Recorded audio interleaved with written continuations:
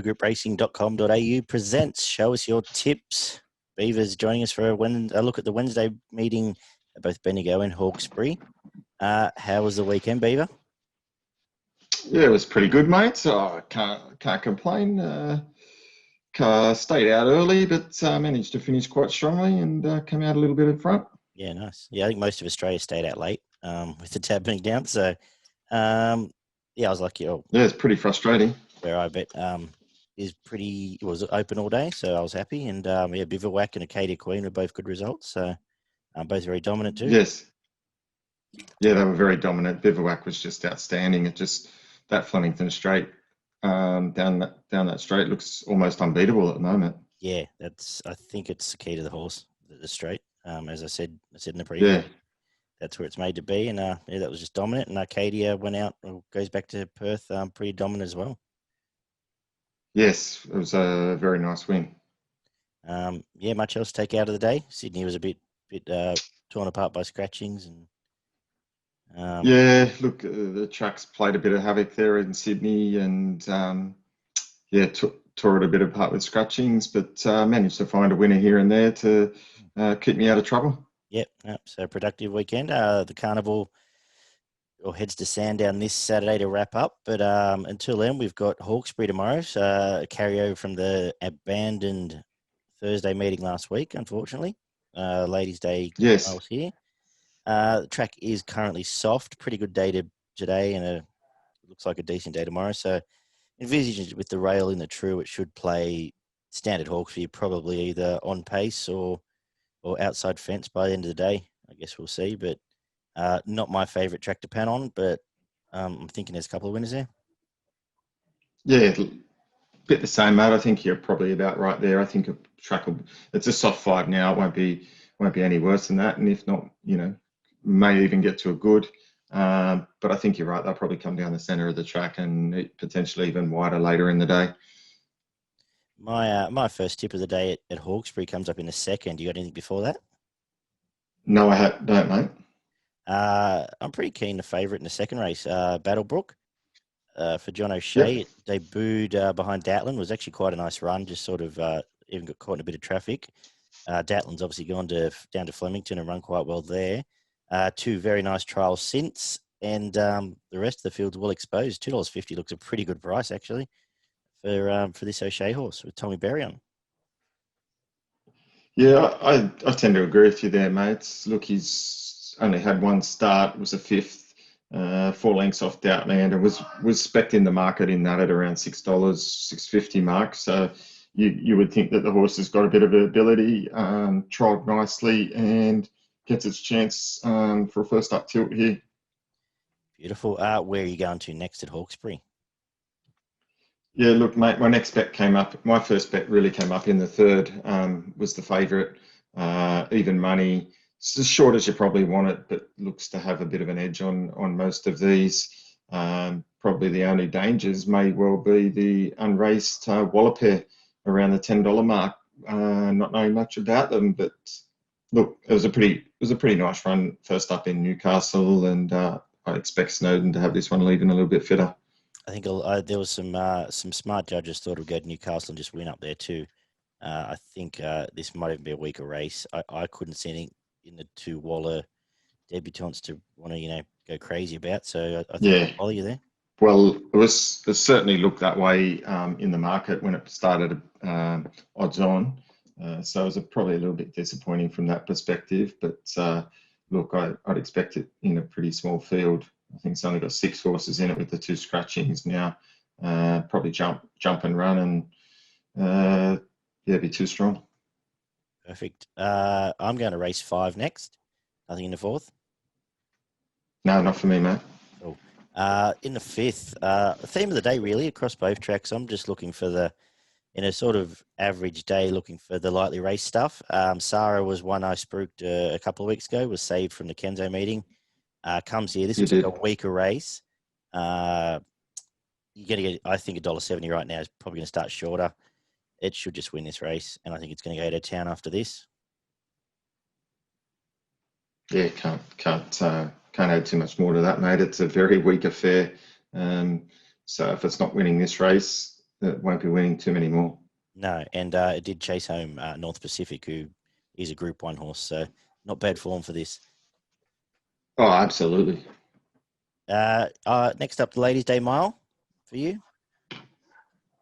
Yeah, no, race 6. Yeah, what do you like? The Evergreen Turf Maiden. Yeah, what have you got? I've gone for the top weight here, the unraced, Always Sure.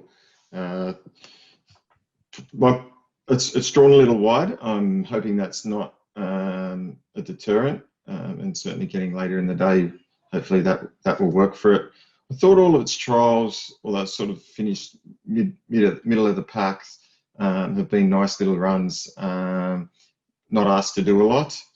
And I think this is a pretty weak race, looking at the horses that have raced. There's not a lot to like about them. You know, you've got the favourite Glock, who's hasn't done a lot, and you know Willie Wilson and McHale. Look, there's not a lot to like about him. So I don't think this one's going to have to be overly that good to win this race. And you know, roughly around the $5 mark, I think that's pretty good value. Yeah, I think there's been some money for it actually since I cast my eye over this. So yeah, excellent. I don't think by this stage Gate 11 will be any issue for Jason Collett either. Yeah, I don't mind the Collett Cunningham combination. Yeah, he toes the line for the misses, Jason Collett there. So yes, he's always under pressure there. Into the Ladies' Day Cup, the listed race from postponed from last week. The two I was sort of looking at here are the same two, I suppose, I mentioned on last week's preview. Quintessa should roll forward from the outside gate and be quite strong. Hawkesbury potentially could suit with just Archidemus, the other pace horse that I found here. And the other interesting one, which actually is now favourite for me, was Looks Like Elvis. Great run with Jess Taylor on the Epsom. Jess Taylor again chasing Purple Sector, who is flying. Before that, only a length off I Am Superman. Now gets Nash. First time it's had a jockey in a while, and probably sits right on right behind the pace. And I think this looks like it's race for the prep for me. So Looks Like Elvis and Quintessa, I'll be backing them both each way in a race full of quite a few numbers. Any thoughts here? Yeah, I think you're right. It is a race full of quite a few numbers. And again, the form lines are really hard to stack up with a number of horses that haven't won in a while.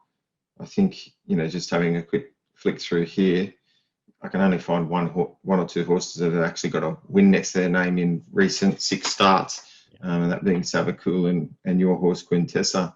I kind of think, as you said, the look like Elvis form 2 starts back was pretty good.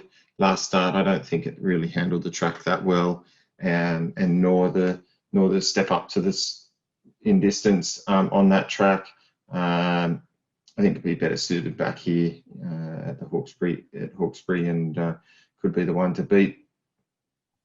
Perfect. Where are you going next? Anything next? Race 8? Nothing in the 8th for me, mate. I will make a case here just for Fast Coney, dropping back from Kenzo to benchmark 64. Berry should get control here.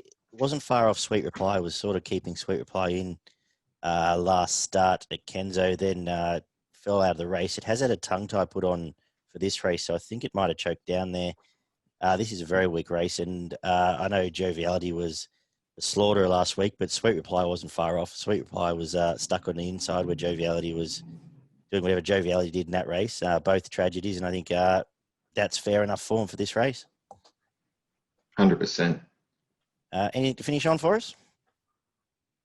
Yeah, in the last, I went looking for something with the scratching of Un-American, because I did think that was going to be really hard to beat in this race. And I've come up with DONNACHIARA.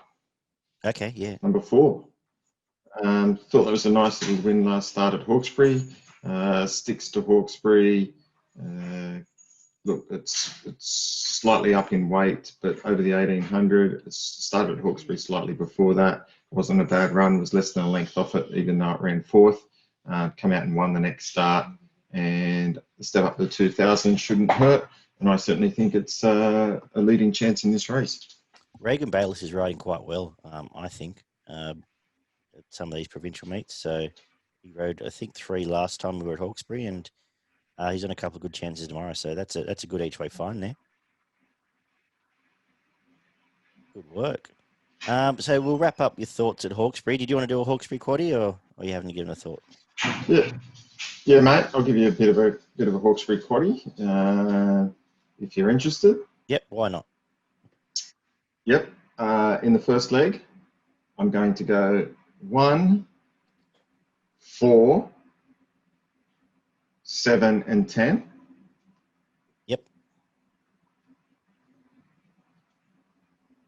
In the next race, I'm going 1, 2, 3, and 6, and 7. Yep. In the third leg, I'm going for 1, 4, 5, and 6. And in the last race, I'm wrapping it up with numbers 3 and 4. Great. So wide quaddie for the Beaver there. Let's have a look. Sticking skinny in the end, mate. 160. Yeah, come around quick. 160 combos there for Beaver. Best and value for the day there. Anything? Yeah, my best comes up in race 3, Edmond. I think it'll certainly be hard to beat. And my value bet comes up in race 6, number 1, Always Sure. Oh, great. I'm going to make my best Sahra. Probably a bit skinny now. And I'm pretty keen the O'Shea first starter as well in the second race. My value looks like ELVIS in the Ladies' Day Cup. And we'll head down to Bendigo right after I mention progrepracing.com.au. They've got extensive guides, free tips, plenty of bookmaker offers up there, so check them out. And they're doing good things as we head into summer. There's some more exciting stuff coming there and some fresh articles up soon as well that we've been working on. So looking forward to that site growing, get around it now. And shout out to all the new subscribers we picked up over Cup Week. We had a real good response to some of our shows and some real good numbers, and hopefully you stick solid through summer because I guess both Beaver and I are big fans of summer racing. The tracks tend to play quite fair, well, the same way, whether it's fair or not. And some good lightly raced horses can put the string of wins together through summer. So keen to find some of them for us to follow. Yeah, 100%, mate. I think expecting a good summer when it comes to finding winners. Definitely. Let's head down to Bendigo. The rail is in the 3 metre market. Is a good for currently. Late storms predicted. Last time it was in the 3 metre market played, it was the day Far Enough debuted, and it played pretty fair. Can sometimes play down the outside, but we'll see how we go. Again, I'm going to kick off hopefully with a winner in the first. Again, like I said, the theme of the day for me is these lightly raced horses on a day, especially at Bendigo, is going to finish with a couple of weaker races that I'm steering clear of. But Nantucket comes back for Mark Kavanagh, Jamie Carr on board, one of the jockeys of Cup Week. And 3 starts, it's missed by 0.02, 0.01 and 0.02 of a length behind our Playboy, Valaquenta, 2 of them. And both of them have gone to town and run very well. I think this is a weaker, there's nothing of their quality here. And I think this is a good kickoff point for Nantucket in the first. Yeah, no arguments from me, mate. Kind of left this one alone. Mm-hmm. Where do you start your day at Bendigo? Yeah, mate. My first tip, just a minute, or I call it up, came up in the 3rd race, and it's the favourite Nowitski, first up from a spell. Didn't do a lot in its first race start, but it's trialled very well since. So they put it straight out after its first run. Trialled well enough in Sydney. and now they've taken it down to Melbourne. So that's a good sign for me, and I certainly think they've got a bit of rap on this horse, and just obviously taking it to Melbourne. I'm guessing looking for probably a slightly better track down there than what may have got here in Sydney. It's only race start. Was at Kembla Grange over 1400, which was interestingly enough, and started $3 favourite.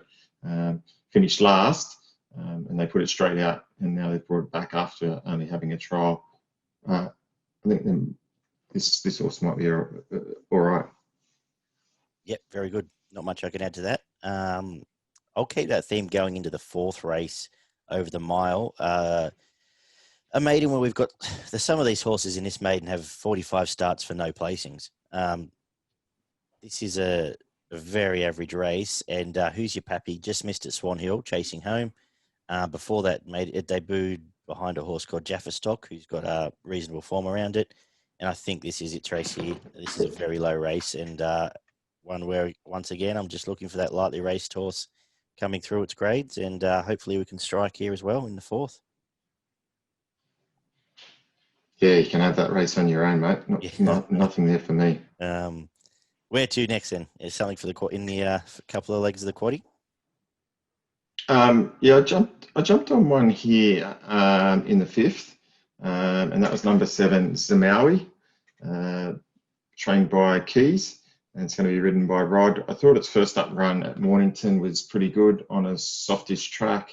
It was around the $10 mark, but finished off, it's just sat on the pace and finished off quite nicely. Expecting that to be further improved here.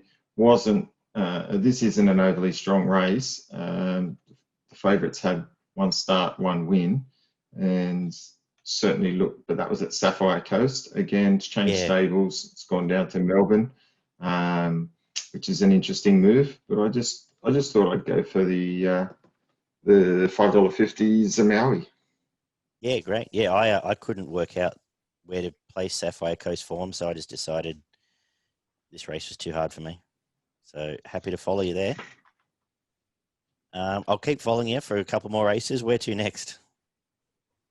Yeah, nothing in the 6 for me, mate. That was way too hard. That was dartboard material for me. Yeah, my next. Go for it. Yeah. Yeah, it's probably one of the hardest race days I've ever seen. This Bendigo meeting. I'm not filled with a whole lot of confidence. My next bet came up in race 7, number 7, Night Passage, resuming for the McAvoy stable. So it comes off the back of a really nice trial win at Gawler. Lot to like about that. One be close to 4 lengths. Prior to that, ran in a race won by Gamekeeper, and Hypercane ran second. Was a little bit off the pace, but that's pretty good company. And then prior to that, finished 7th in a race at Sandown behind Fair to Remember and Sierra Sue. So I think that's pretty good. He's been racing in pretty good company at its last preparation. Again, wasn't fancied in the market there, but certainly those horses would be running backwards winning this race. So for me, if Night's Passage is got any hard enough edge and ready to go, then I think it can win this race. Yep, there it is. Yeah, you can look back a bit further and you find Fabulansky and Rubisaki in its form as well. Yeah, right. Through that. The 8th, I'll throw in something because I haven't done much through the quaddie legs. I liked Fundraiser in the last. It sat 3 wide chasing Astrologist, who went to town from that win and just missed for us last week. You can tie them together through Deep Breath, Fundraiser, and a second favourite, Boom Boom here, Boom Boom Becker, and Fundraiser sat wide there as well and beat Deep Breath, who subsequently beat the second favourite. Probably did have rails advantage that day over Boom Boom Becker, but that was the line I could find through the 2, and I just thought this is another one again, theme of the day, lightly raced, coming through some horses that are going to be stuck in this grade for the rest of their life. Happy to come home with Fundraiser here. Yeah, I really liked Fundraiser as well. I thought there was a lot to like about its last start. You get a much better run in this. Boom and Becker's drawn off the track, and I just expect Fundraiser to get a better run in the race, and Hayes and Dabenag to have this one cherry right. So second up, Jamie on aboard, run of the race. At some stage, we'll look to winner. Yep, fantastic. Yeah, the only danger, I said, is Boom Boom Becker, and if it is complete outside fence, I would be saving as well, or potentially flipping the bet there. We'll see how that plays. So that wraps up our thoughts for Bendigo. Given that most of the quaddy legs were just really, really awful 64 races, in lieu of a quaddy and a value, I thought I'd put together a Yankee, which I've actually already backed myself. If that's okay with you, Beaver? So Go for it, mate. I've got an all up here. So a Yankee, which is effectively a systems 1 through 4, or for those that play on tab, or 1 through 5 actually. Across both meetings, Nantucket, Who's Your Pappy, Brooks Battle, Sahra, and I've thrown in Dista 1 up at Queensland. Horse with some talent, and one that I'm pretty sure you might have been about to spruik.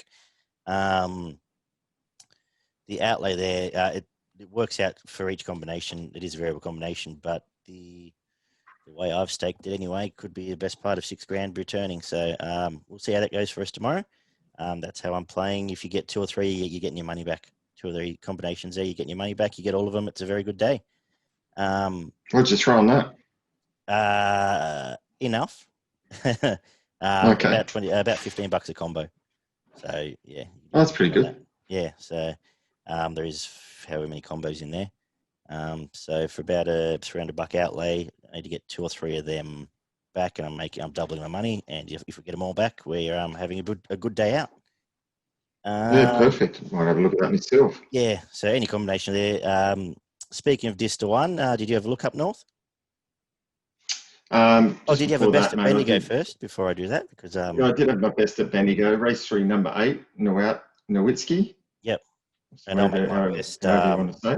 Nantucket in the first. Nantucket, and my value comes up in race 7, number 7, Knight's Passage, mate. Great. Yeah, I struggled to find value. That was as close as I got. Knight's Passage as well.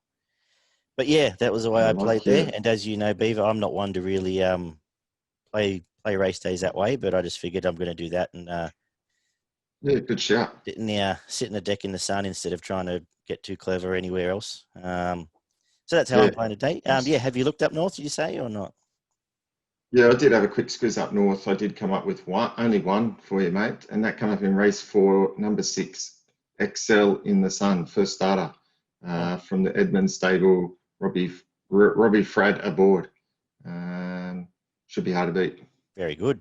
Midweek Morphettville's not as good as Saturday, so I couldn't really get excited there either. We will be back. Murray Bridge, you mean, no? It is Murray Bridge, so it's even worse. The progretracing.com.au, as we've mentioned, check them out for free tips and extensive guides. And we will be back, Beaver, on Friday afternoon for our look at Sandown, the Zipping Classic, and I believe the Hunter's on up at Newcastle. So let's see. Very good. Big fields and bush racing, the order of the day. So we'll see how that all comes together for us. So until then, mate, good luck tomorrow. Give us strength, and hopefully get a little bit more cash for everyone to play with next weekend. Absolutely, mate. Catch you soon, bud. Chat later. See you, mate. Bye, mate.